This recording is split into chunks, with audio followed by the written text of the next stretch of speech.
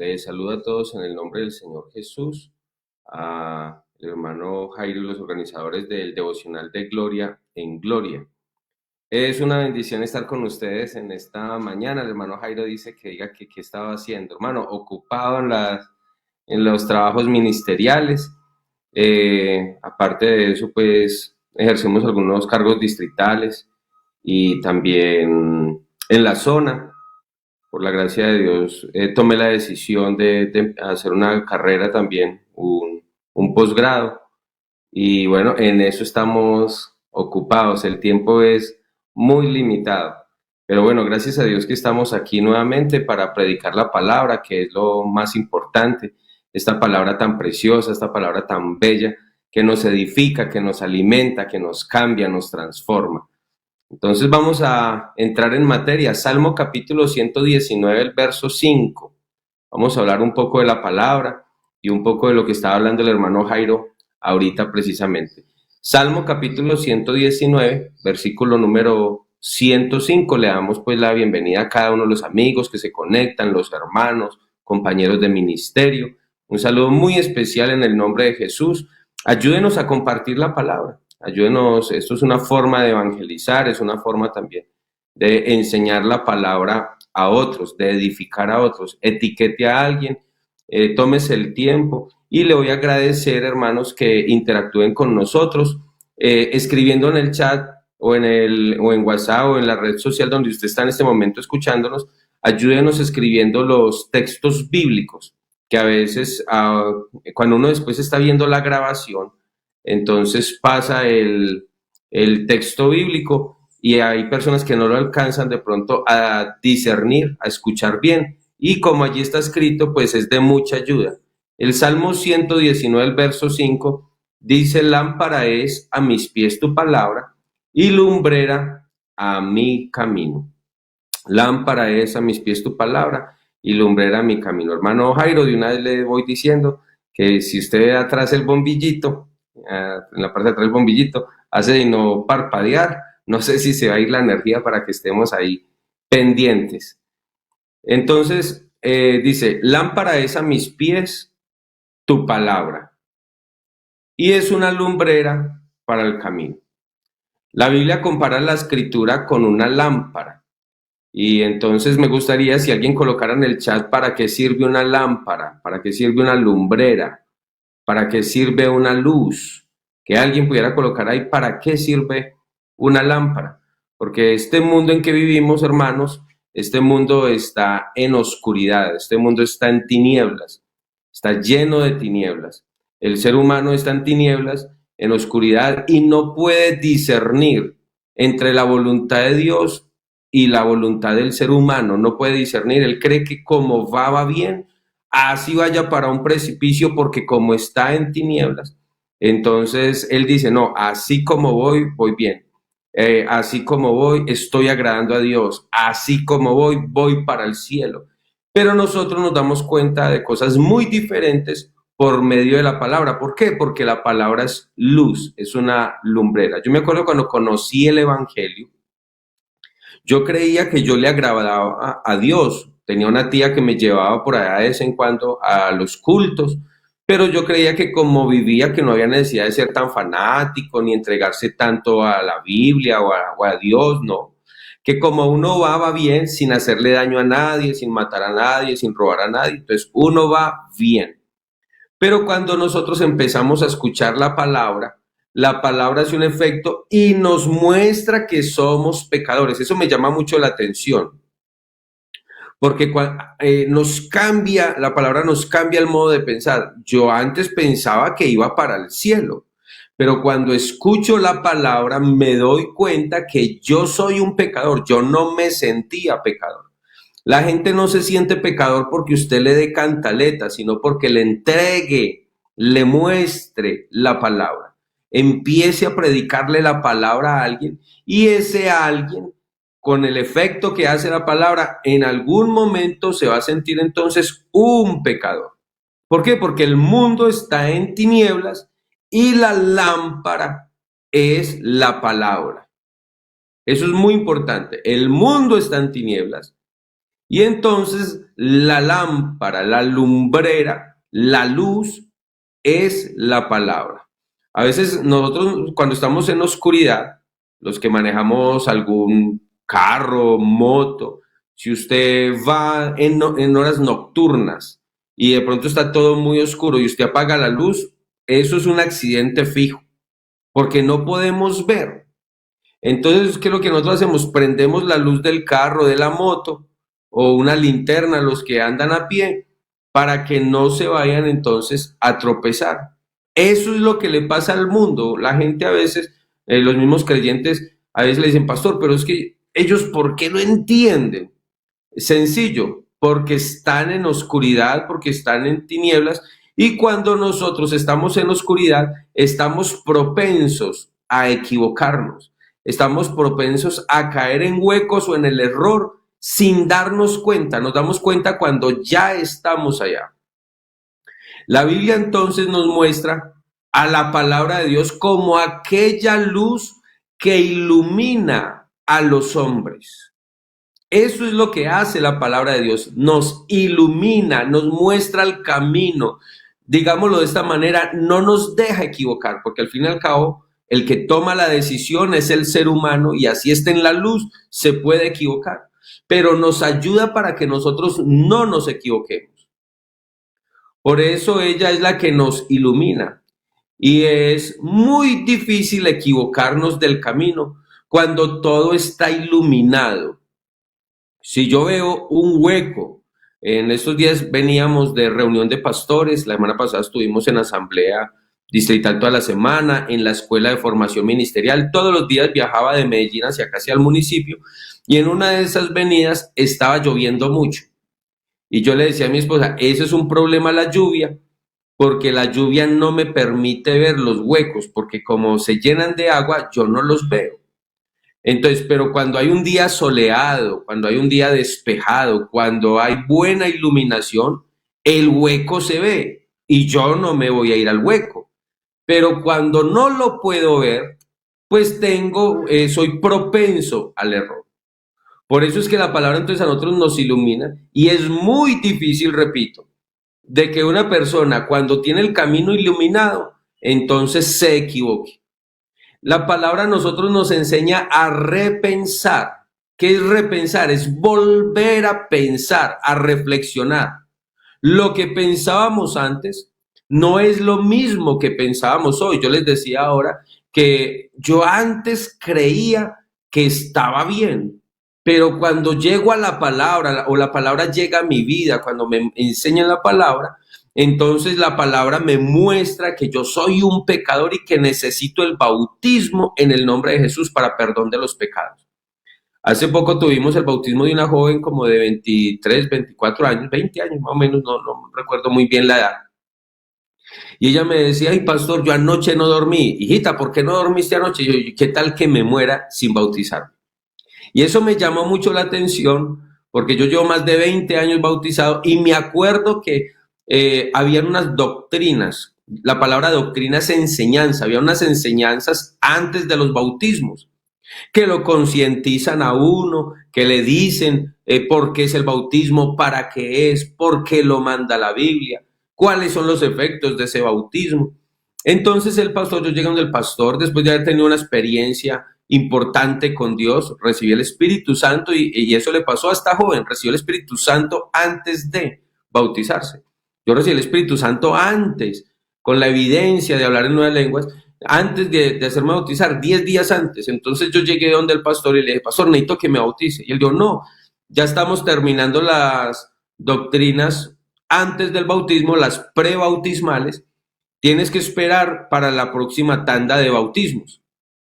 Y yo le dije, vea, pastor, si usted no me bautiza, yo salgo a buscar dónde me bauticen, porque yo no sé si me vayan a matar, si me vaya a morir, y yo no me quiero perder.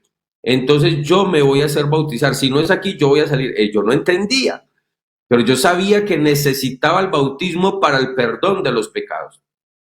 Y el pastor, que era el hermano Franklin Rivera en ese entonces, dijo, bueno, si así es la cosa, entonces aquí lo espero dentro de 8 días porque dentro de 8 días nos vamos a desplazar a la iglesia, a una iglesia más grande que había bautisterio, y allí te vamos a bautizar. Ah, bueno, gracias a Dios. Pero ¿qué hace eso? Eso lo hace la palabra, no la cantaleta. No estar encima del muchacho, vea eso, no. Predíquele con amor la palabra. Entonces la palabra es la que nos ilumina. Y repito nuevamente, es muy difícil equivocarnos del camino cuando todo está bien iluminado. Y que nos enseña también entonces la palabra a repensar. ¿Qué repensar? Es volver a pensar. Lo que yo antes, por eso nosotros no podemos ser, como dicen por ahí, cabeciduros. No, hermano, es que yo pienso así y nada me cambia. La palabra a nosotros nos manda a repensar, a prácticas que tenemos, cambiarlas porque nos damos cuenta que no van de acuerdo a la voluntad de Dios. La Biblia dice, porque es que la palabra también, aparte que nos enseña a repensar, nos lleva también o nos enseña a comportarnos, a tomar buenas decisiones. Usted y yo somos responsables de las decisiones que tomamos, pero la palabra nos ayuda, nos da un impulso para tomar buenas decisiones. Así es que la palabra es muy útil. La Biblia dice en 2 Timoteo capítulo número 3, el verso 16, toda la escritura es útil. ¿Para qué es útil? Dice, para instruir, para corregir, para redarguir, para enseñar. Lo que quiere decir que la Biblia tiene, o la palabra de Dios tiene una utilidad y tiene una finalidad. Pablo le escribe a Timoteo y le hace la comparación de un soldado. Le habla también de un atleta a través de su palabra. Y también le dice que debe de presentarse como un obrero aprobado, le hace calificativo, aprobado. Y le dice que procure usar bien la palabra de verdad. La pregunta en esta mañana es, ¿cómo usamos la palabra de verdad? No simplemente la palabra, sino cómo usamos la palabra de verdad. Esto es una pregunta muy importante para todos los hermanos y todos los amigos que nos escuchan. ¿Cómo usamos la palabra de verdad? Todo creyente después de un tiempo debe usar bien la palabra de verdad. Lo que está diciendo el hermano Jairo es una realidad. Antes no entendíamos la palabra, simplemente leíamos un texto y nos pegábamos de ese. Antenoche estaba dando una reunión familiar de amistad, refan, reunión familiar de amistad, con varios amigos. Habían como de 5 o 8 amigos más o menos, más otros hermanos. Siempre estaba grandecito el grupo. Tuvimos una oración y después pasamos a la refan. Y entonces una señora me pregunta sobre el capítulo número 16 de Ezequiel, donde habla de una mujer. Y me dijo, pero es que habla de una mujer. No es lo que la palabra dice en sí, sino lo que quiere decir, porque ahí habla de una mujer, de pechos, que crece, que bueno, una cantidad de cosas, y que ha sido promiscua sexualmente, se ha prostituido. Y ahí viene hablando de, entonces empezamos a desglosar. No es lo que dice la palabra, sino lo que quiere decir. ¿Cómo usamos la palabra?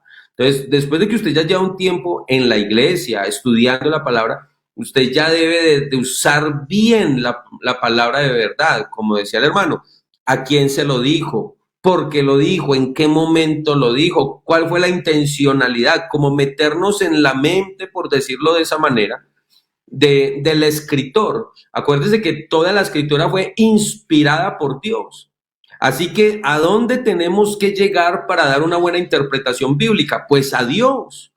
Pedirle al Espíritu Santo que sea el que nos muestre, nos capacite, nos revele. Cuando yo no entiendo un texto, hay textos que a uno le dan duro en la cabeza y uno los piensa y los piensa. Yo lo que hago es que me arrodillo y le digo, Señor, usted inspiró esta palabra, enséñemela, muéstremela. Y cuando usted le clama al Señor, pues el Señor le muestra cosas grandes y ocultas que nosotros no conocíamos. Entonces miremos algunos cómo usan la palabra, porque algunos la usan como Satanás. ¿Cómo la usó Satanás? Satanás la usó a conveniencia, no a la voluntad de Dios. Satanás intenta tergiversar también la escritura. Y como digo, la usa a conveniencia. Mateo capítulo número 4. Aunque en este texto precisamente, si nos vamos a mirar de dónde sacó Satanás esta escritura, fue del Salmo 91, y usted va a ver que no la transgredió, no la tergiversó, pero Dios sí conoce la intencionalidad. Eso es un punto importante. ¿Para qué estudio la palabra? Hay algunos para que la estudian de pronto como Satanás, simplemente para tentar a alguien. Mateo capítulo número 4, el verso 6, y le dijo, Satanás le dijo a Jesús, si eres hijo de Dios, échate abajo, porque escrito está. ¿Qué está escrito y dónde? Eso está en el Salmo capítulo número 91, verso 11 y 12. Dice, a sus ángeles mandará acerca de ti, y en sus manos te sostendrán para que no tropiece con tu pie en piedra. Entonces la palabra sí fue usada, realmente se citó prácticamente como estaba. Así es que no, yo creo que aquí esto es un buen punto para hacer una acotación. Y es de que no chicaneemos porque sabemos la palabra. Hay gente que, yo conozco gente que se aprende una cantidad de textos. La pregunta es ¿con qué finalidad? Para que digamos, wow, ¿cómo sabes la palabra? Uy, qué teólogo. ¿Para qué, hermano, realmente estamos usando la palabra? Porque Satanás aquí se la aprendió de memoria y la citó textualmente. El escritor ahí en Mateo capítulo número 4, el verso 6, nos deja muy claro ver que la palabra se citó prácticamente al pie de la letra. La pregunta sería entonces, ¿cuál es la intencionalidad? Porque si usted la compara con el Salmo 91, el versículos 11 y 12 dice de la siguiente manera, usted me escribirá por ahí si de pronto es que estoy equivocado, dice, pues a sus ángeles mandará acerca de ti, que te guarden en todos tus caminos. En las manos te llevarán para que tu pie no tropiece en piedra. Eso dice la escritura. Yo lo veo. El problema es la intencionalidad. Otros, dejando ya a un lado, otros la usan, ya no como Satanás, sino para contender. Oiga, así uno ve gente que le gusta contender. Es más, nosotros bautizamos a alguien y dijo, pastor, dígame cuándo empiezo a traer gente de otras denominaciones para que hagamos acá un debate. Y yo dije, ¿y para qué? Y le cité la escritura que ahorita vamos a mirar. Entonces, otro la usan para qué? Para contender. Y Pablo le dice a su hijo espiritual Timoteo en el capítulo número 2, el verso 14, en el verso 14, recuérdales esto. Eso es lo que el Señor inspira a Pablo para que le enseñe, porque nosotros andamos es en el Espíritu. Eso no es que Pablo es muy inteligente, que no, hermano. El Espíritu Santo es el que dijo, esto necesita quedar en la Escritura. Y dice, recuérdeles esto, exhortándoles delante del Señor a que no contiendan.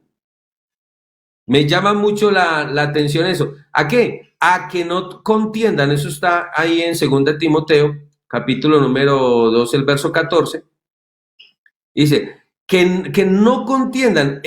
O sea, el mismo Pablo dice que tengo que estar preparado para presentar defensa del Evangelio, pero una cosa es presentar defensa del Evangelio, que usted me pregunte, venga, ¿y esto por qué es así? ¿Y ustedes por qué hacen? Y yo estar preparado para presentar defensa. Y otra muy diferente es pelear, porque una contienda es una riña, es una pelea, es una guerra. Y aquí no estamos peleando. La Biblia dice, vayan por todo el mundo, prediquen el evangelio a toda criatura y oblíguelos a creer. Eso no dice la Biblia. La Biblia dice, prediquen el evangelio a toda criatura. El que quiera creer, el que creyere y fuere bautizado. O sea que hay gente que no va a creer, pero nosotros a veces queremos contender y obligar a las personas. Pero ¿qué dice el apóstol? Le está escribiendo a este joven porque tiene como 40 años, yo tengo también más o menos 40 años, entonces a este joven, Timoteo, que le escribe y le dice, recuérdales esto, usted es un pastor, Timoteo, enséñele esto a la iglesia, enseñe esto a los que usted está preparando para el ministerio, exhórteles, anímeles delante del Señor a que no contiendan. Sí tenemos que estar preparados para presentar defensa, pero a que no contiendan. ¿Por qué no deberíamos de contender en la palabra? Porque dice que no contiendan sobre palabras. ¿Por qué no? Ahí está la explicación. Lo cual, para nada. ¿Qué significa la palabra nada? Vacío. Nada es nada. Entonces, por lo cual, o estas palabras, lo cual para nada da un aprovechamiento. Sí sirve, escúcheme por favor, sí sirve, pero no en el aprovechamiento para nada. ¿Pero para qué sirve? Entonces, contender de palabra. Ahí dice, ¿sirve para qué? Para perdición de los oyentes. O sea que si sirve contender.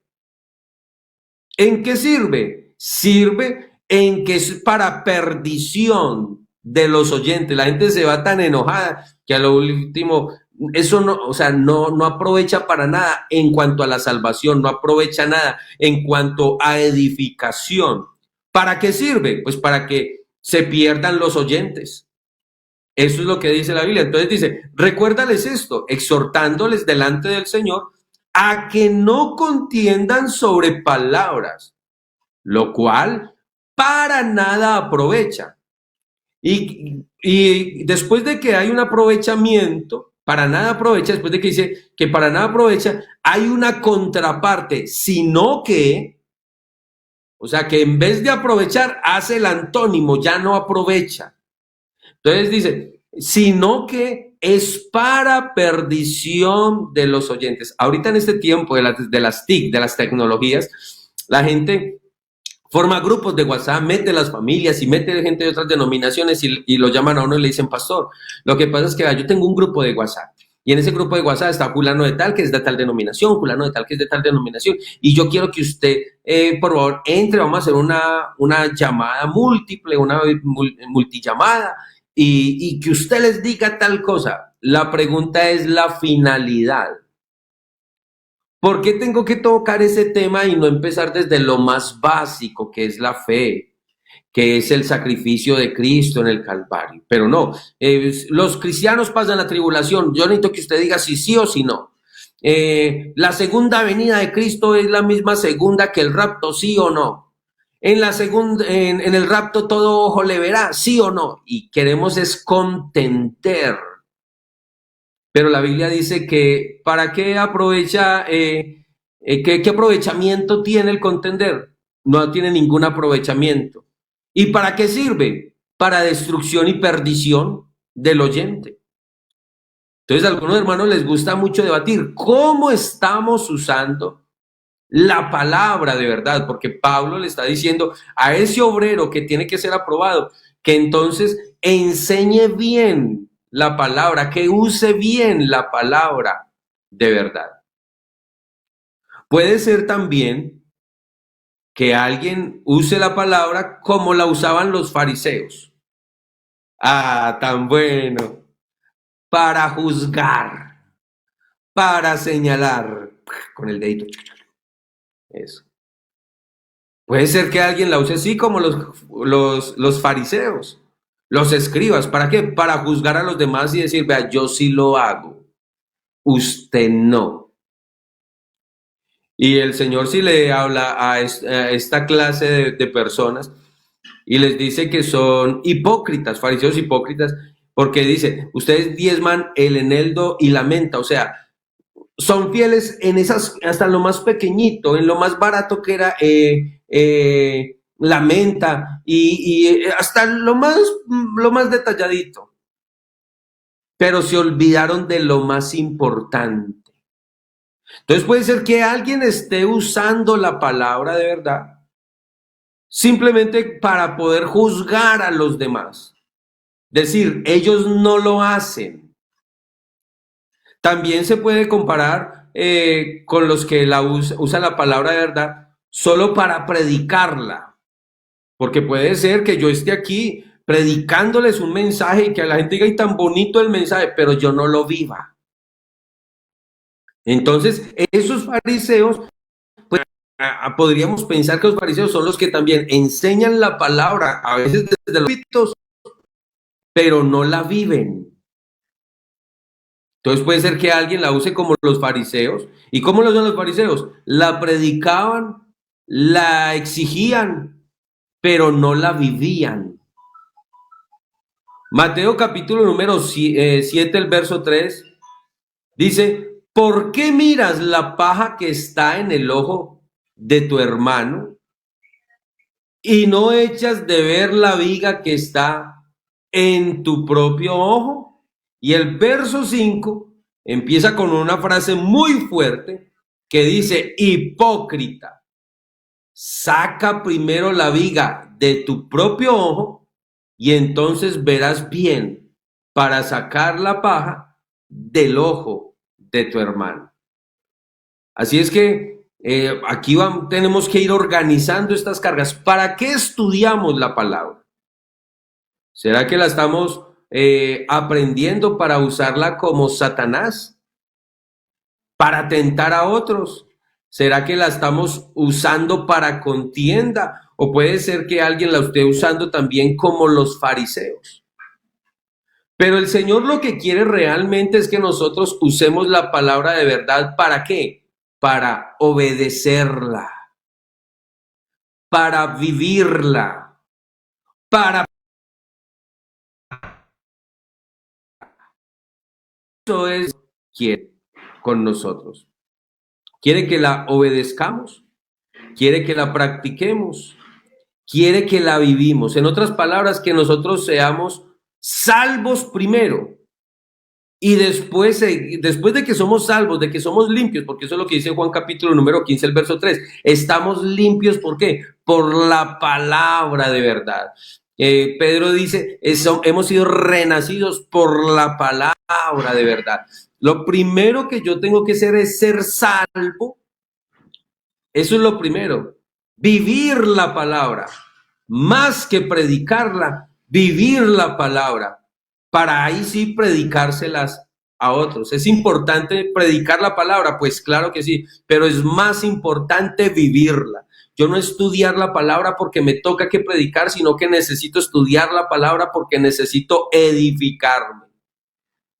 Entonces, el Señor quiere que usemos la palabra de verdad. ¿Cómo? Obedeciéndola. Escríbalo por favor ahí en Facebook, obedeciéndola o en el chat.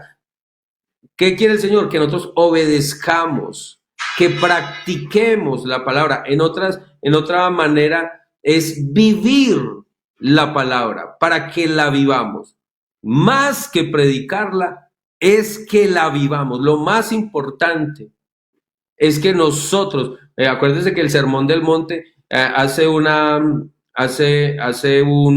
le dice y les dice, bueno, ustedes enseñan, pero no viven. Aquí lo importante es vivir más que enseñar. Cuando yo la vivo, el fruto se va a dar por sí solo. Romanos capítulo número 2, el verso 21 dice, tú pues que enseñas a otro, ¿no te enseñas a ti mismo? Tú que predicas que hay que vivir en santidad, ¿no vives la santidad? Tú que dices que no debes de codiciar, codicias, ¿tú qué dices? Entonces, la palabra, hermanos, tenemos que aprenderla es para vivirla, no es para chicanear, no, para que la expresión chicanear aquí en Colombia es como para mofarnos, para creernos más. No es para eso, no es para eso, la palabra es para vivirla. Los más beneficiados de escudriñar las escrituras, de estudiar la palabra, de aprender la palabra, somos nosotros mismos.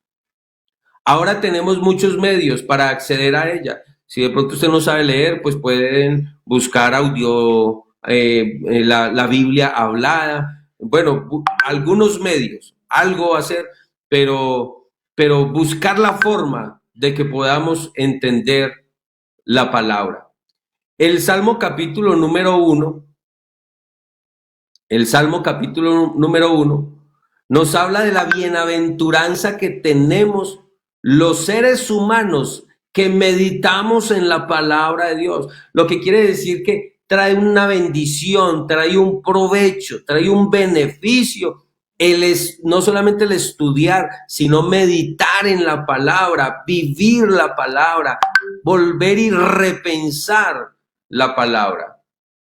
Salmo capítulo número 1, entonces dice que vamos a ser como árboles plantados junto a corrientes de agua, que da su fruto en su tiempo, su hoja no cae. Y dice, y todo lo que hace prosperará. Todo lo que hacemos va a prosperar. Usted aprenda a vivir en la palabra. Yo tengo que aprender a vivir en la palabra. Y la bendición del Señor llegará. Seremos como árbol plantado junto a corrientes de agua, que da su fruto en su tiempo y su hoja no cae. Y todo lo que hace, dice la palabra, prosperará. Entonces me acordaba lo que dice la palabra también por allá en el libro de Josué. Un libro que lleva el nombre del personaje principal, Josué, quien dirige a Israel en la conquista y en la distribución de la tierra de Canaán entre las 12 tribus de Israel. Imagínense con semejante responsabilidad que tenía Josué.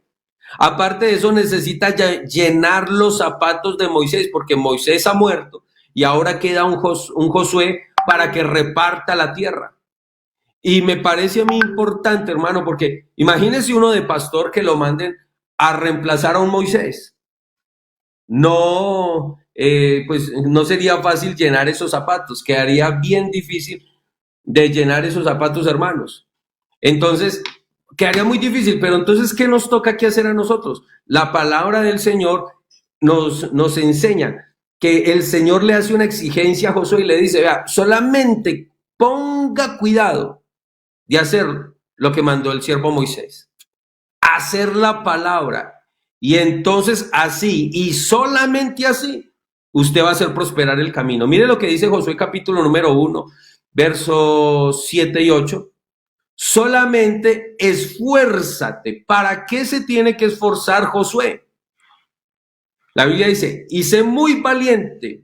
¿Para qué? Dice, para cuidar de hacer. El trabajo de Josué es esforzarse para cuidar de hacer.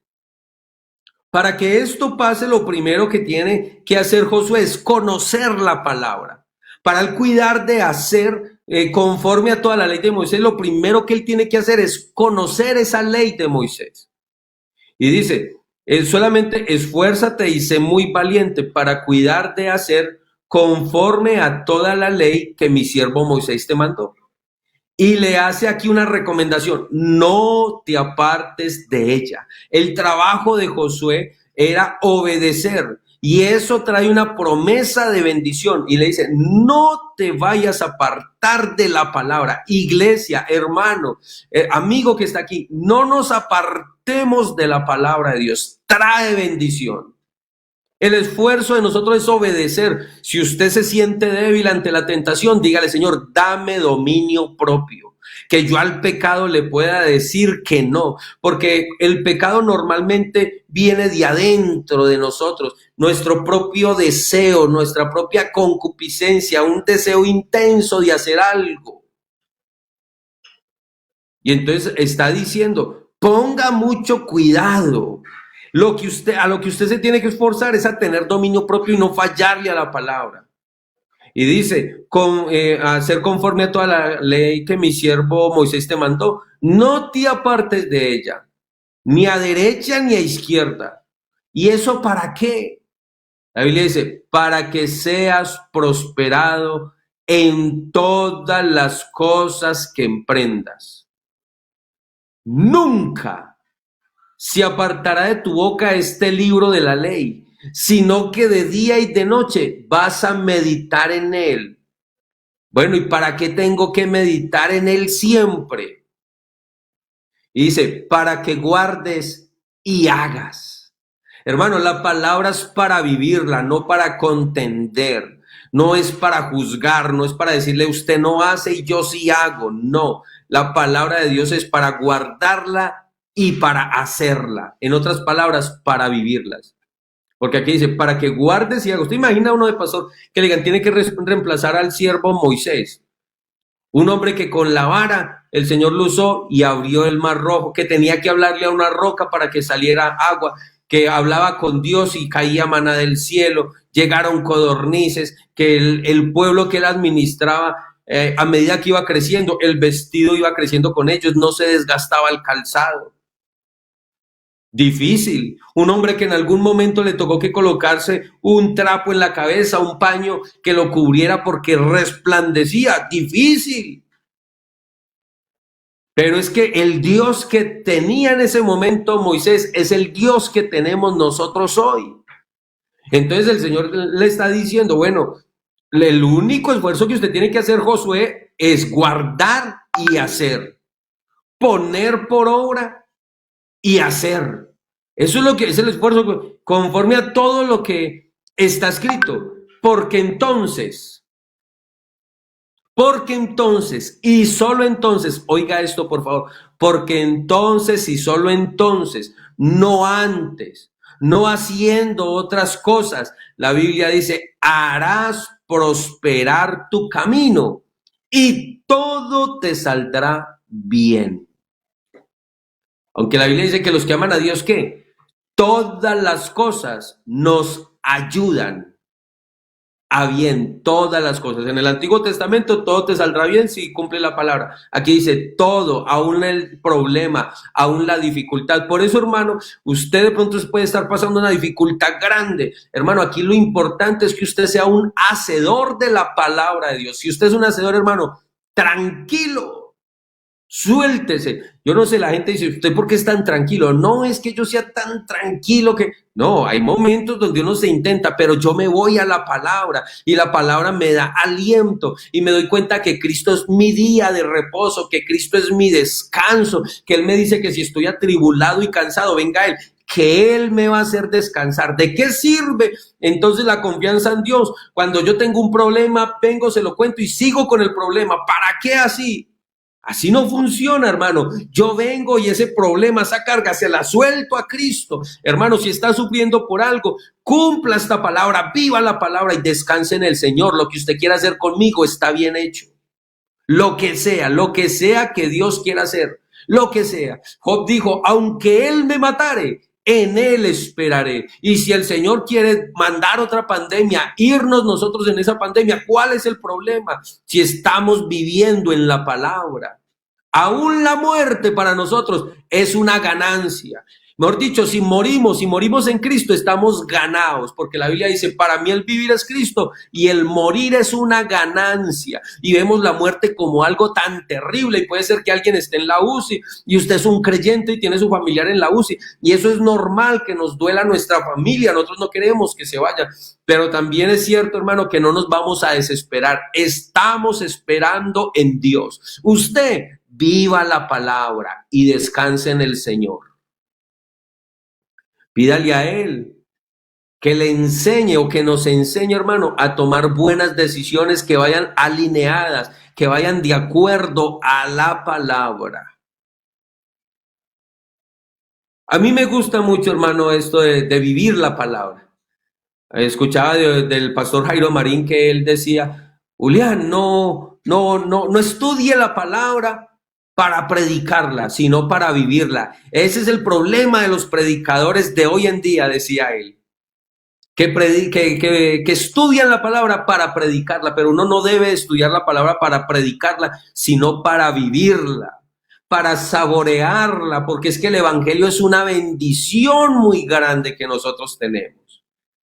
Y entonces dice, que le dice el Señor a Josué, dice, para que hagas y guardes conforme a todo lo que en ella está escrita, porque entonces, y solo entonces, no antes, no, porque entonces, y solo entonces, sí y solo sí, entonces, y solamente en ese momento, harás prosperar tu camino y todo te saldrá bien.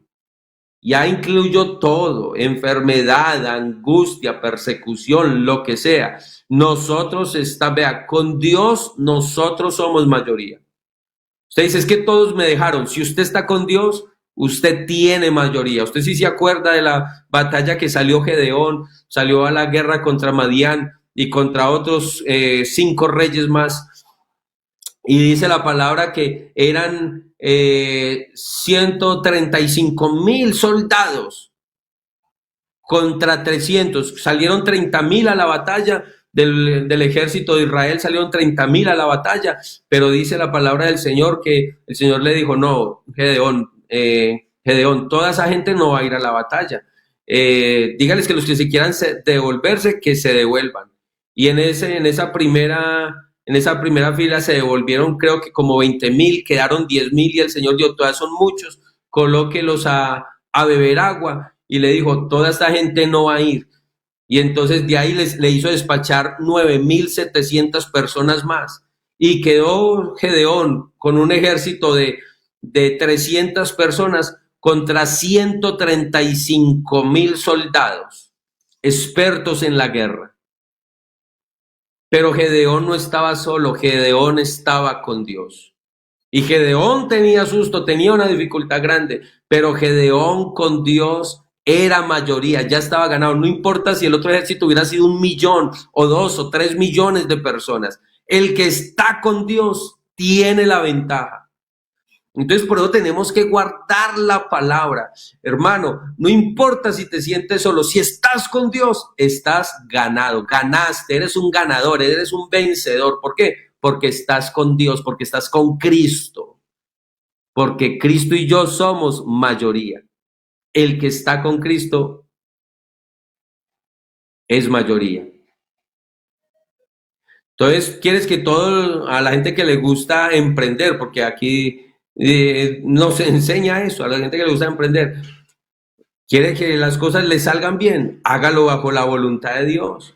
Vaya hacia la palabra, guarde la palabra, haga la palabra, apréndase la palabra no para juzgar a los demás, no, para vivirla, para ser de ejemplo, para que la gente diga, este hombre y esa mujer son diferentes. La Biblia dice que nosotros tenemos que desearla. Allá en Primera de Pedro, el capítulo número 2, el verso 2 dice, desead como niños recién nacidos la leche espiritual no adulterada. ¿Por qué necesitamos esta palabra? Dice, porque por ella crecemos para salvación. En los que hemos hecho los cursos psicoprofilácticos, que son los cursos que dan para cuando van a ser un niño, sabemos que la leche materna, la primera leche que le sale a la mamá se llama el calostro, y ahí vienen una cantidad de vitaminas y defensas para el niño. A pesar de que en ese entonces la ciencia no se conocía eso, pero el Espíritu Santo inspira a Pedro y dice, deseen como niños, como con ese desespero, como niños recién nacidos. ¿Por qué llora un niño? O está sucio, o tiene un cólico, o quiere de pronto que lo alimenten. Y dice, deseen como niños la leche espiritual. ¿Pero cuál leche espiritual? La que no es adulterada. Para que por ella, por esa leche espiritual, por esa palabra, crezcamos para salvación. Si es que habéis gustado la benignidad del Señor. Así que como para el niño es necesario ese crecimiento por medio de esa leche, para nosotros es necesario el crecimiento por la palabra de Dios. La Biblia dice, estamos limpios por la palabra. Hermano, esta palabra nos edifica, esta palabra nos instruye, esta palabra nos guía al camino. Esta palabra nos limpia. ¿Con qué limpiará el joven su camino? Dice por ahí en el Salmo 119:9. Dice, con guardar tu palabra, con guardarla, atesorarla en el corazón, hermano. Eso es lo que nosotros necesitamos hacer. Y entonces dice, con todo mi corazón te he buscado. No me dejes desviarme de tus mandamientos. Y dice, y en mi corazón he guardado tus dichos para no pecar. Esta palabra nos redarguye para nosotros no pecar cuando queremos hacer algo malo. Esta palabra, hermano, esta palabra, más que para predicarla, más que para juzgar a otros, más que para entrar en contienda, hermano, más que todo eso, lo más importante es vivir la palabra. Vamos a orar, hermanos, en esta hora. De verdad que es una bendición. Gracias, hermano Jairo, por la oportunidad. Y vamos a orar. Y que usemos bien la palabra. Que usemos bien la palabra. Eso es lo más importante. Que podamos usar bien la palabra, como Pablo le escribió a Timoteo. Preséntate como un obrero aprobado. Y dice, y que usas bien la palabra de verdad. ¿Cómo uso la palabra? ¿Con qué finalidad estoy escudriñando la escritura? ¿Para ser como Satanás? Uy, no, es que sabes mucho. Wow. O para ser como un fariseo, como un hipócrita, para señalar a los demás. O para contender. O estoy usando la palabra de verdad realmente para vivirla, para vivirla. Vamos a orar, hermanos, en esta hora en el nombre de Jesús y vamos a darle las gracias al Señor. Señor Jesús, te damos muchas gracias en esta hora porque tú has sido muy bueno, Señor, porque realmente necesitamos enfocarnos, ubicarnos.